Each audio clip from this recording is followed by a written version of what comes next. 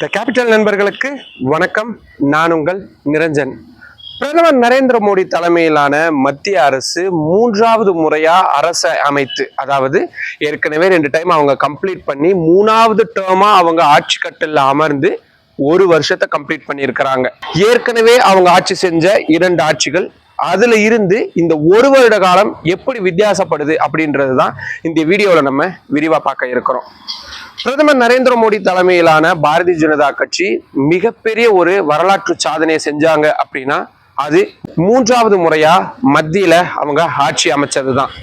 400 இடங்களுக்கு மேல நாங்க ஜெயிப்போம் அப்படின்னு அவங்க சொல்லியிருந்த நிலையில அந்த பெரும்பான்மை அவங்களுக்கு கிடைக்கல. இன்னும் சொல்ல போனா மைனாரிட்டி அரசாதான் அவங்களால இப்போ மத்திய அரச ஆட்சியை நடத்த முடியுது.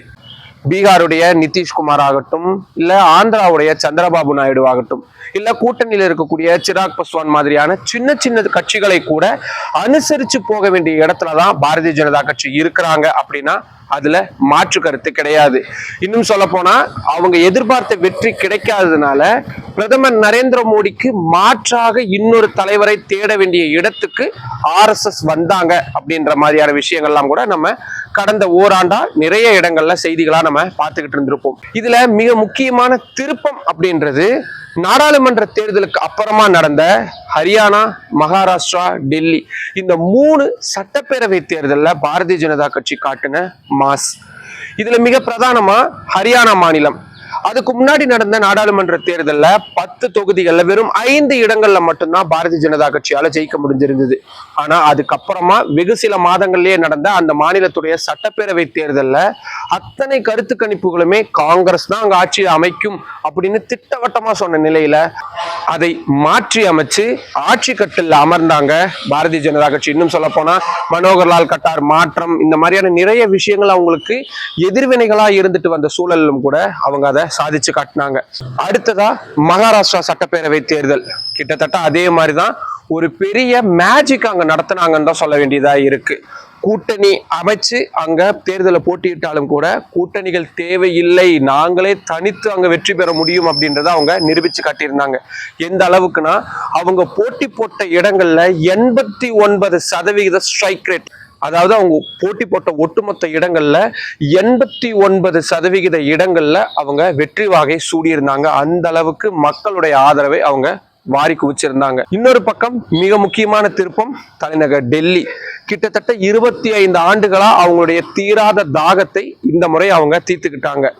டெல்லியுடைய சட்டப்பேரவை, டெல்லியுடைய நாடாளுமன்றத்தில் இருக்கக்கூடிய அத்தனை தொகுதிகள், அது போக உள்ளாட்சி அமைப்புகளுக்கான தொகுதிகள், இதை அத்தனையுமே கைப்பற்றி இப்போ இங்க 3 இன்ஜின் சர்க்காரை நாங்க நடத்திக்கிட்டு இருக்கோம் அப்படின்னு மார்த்தட்டுறதுக்கு அவங்களுக்கு ஒரு வலுவான காரணமா டெல்லி சட்டப்பேரவை தேர்தல் அவங்களுக்கு கிடைச்ச வெற்றி அப்படின்றது உறுதி செஞ்சிருந்தது.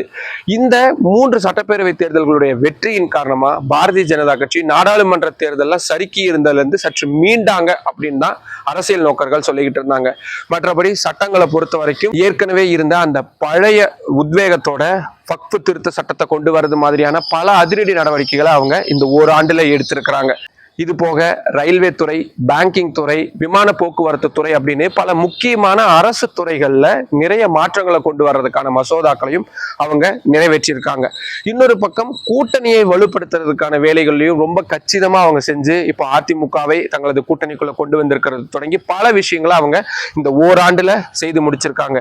இனி இந்த வெற்றி வேகத்தை இன்னும் வேகமா எடுத்துட்டு போகணும் அப்படின்றதுக்கான உத்வேகத்தோட தான் பீகார் சட்டப்பேரவை தேர்தலை அவங்க அணுக போறாங்க. அடுத்ததா கேரளா, தமிழ்நாடு சட்டப்பேரவை தேர்தல்களையும் இதே வேகத்தோட அணுகிறதுக்கான அத்தனை திட்டமிடல்களையும் அவங்க எந்த அளவுக்கு செஞ்சுக்கிட்டு இருக்காங்க அப்படின்றத கடந்த சில தினங்களா தொலைக்காட்சிகள்ல வரக்கூடிய செய்திகளை வச்சே நம்மளால யூகிக்க முடியும். இது எல்லாத்தையும் விட பிரதமர் நரேந்திர மோடியுடைய தனிப்பட்ட இமேஜ் எங்க சரிஞ்சு போயிருச்சோ அப்படின்ற மிகப்பெரிய கேள்வி எழுந்திருந்த நிலையில ஆபரேஷன் சிந்தூர் மூலியமா அதை மீண்டும் முழுமையா மீட்டெடுத்திருக்கிறாரு பிரதமர் நரேந்திர மோடி அப்படின்னு தான் சொல்ல வேண்டியதா இருக்கு. இன்னைக்கு வட மாநிலங்கள்ல எங்க திரும்பினாலும் பிரதமர் நரேந்திர மோடி தான் ஆபரேஷன் சிந்தூருக்கான அடிப்படையான விஷயம், அவர் தான் இதை சாதித்து காட்டியிருக்கிறார் அப்படின்ற மாதிரியான மிக பெரும் பிரச்சாரங்களை பாரதிய ஜனதா கட்சியினர் செஞ்சுட்டு இருக்காங்க. அதை எந்த அளவுக்கு அவங்க டீட்டெயிலா செய்யறாங்க அப்படின்றதுக்கான மிக விரிவான விளக்கங்களை கொண்ட ஒரு தனி வீடியோவே நம்ம சேனல்ல போட்டிருக்கிறோம். அதோடைய லிங்கை நான் கீழே டிஸ்கிரிப்ஷன்ல கொடுக்குறேன், போய் கண்டிப்பா பாருங்க, உங்களுக்கு புரியும். கடந்த ஓராண்டா பாரதிய ஜனதா கட்சியினருடைய ஆட்சியை நீங்க எப்படி பாக்குறீங்க? அவங்க சறுக்க தொடங்கியிருக்காங்கன்னு தோணுதா, இல்லை இருந்த சரிவுல இருந்து மீள தொடங்கியிருக்காங்கன்னு உங்களுக்கு புரியுதா? எது தோணுனாலும் அதை கீழே கமெண்ட் பாக்ஸ்ல சொல்லுங்க. மற்றும் ஒரு வீடியோவில் சந்திக்கலாம். நன்றி. நம்மளுடைய த கேபிட்டல் சேனலை இன்னும் நிறைய பேர் சப்ஸ்கிரைப் பண்ணாம பார்த்துட்டு இருக்கீங்க. உங்களுக்கே தெரியும், உங்களுடைய ஆதரவின் அடிப்படையில் மட்டும்தான் இந்த சேனலை நான் ரன் பண்ணிக்கிட்டு இருக்கிறேன். நம்ம சேனல் நிறைய பேருக்கு கொண்டு போய் சேருங்க. நம்ம வீடியோஸை நிறைய பாருங்க, லைக் பண்ணுங்க, கமெண்ட் பண்ணுங்க. உங்களுடைய ஆதரவை அதிக அளவில் தாருங்கள். நன்றி.